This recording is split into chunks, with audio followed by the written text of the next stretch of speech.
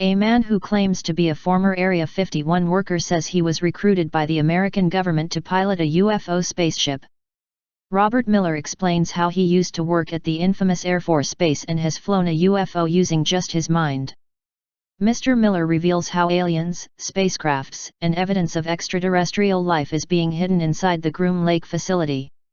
He also details a particular memory of when he was asked to test drive one of the flying vehicles. He says, "I do remember they brought me inside the craft and up to the pilot's seat. There was only room for one person in the giant craft. I looked around the cockpit and only saw a seat. No joystick, no steering wheel, no other controls. There was, however, a helmet.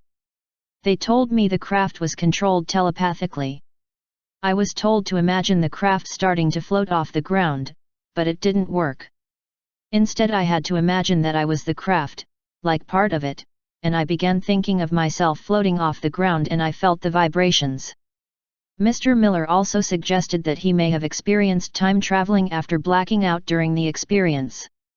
"I was 500 feet off the ground, then the vibrations of the engine stopped. There was no ejection button on the craft. I was effectively helpless. The craft was plunging towards the ground and I went unconscious. The next thing I knew I was in hospital. A man in a black suit came in and explained to me what happened.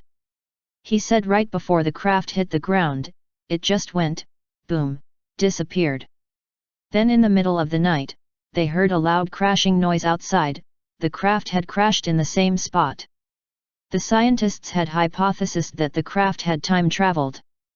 This claim comes just a day after video footage emerged of fighter jets encountering an unexplainable object.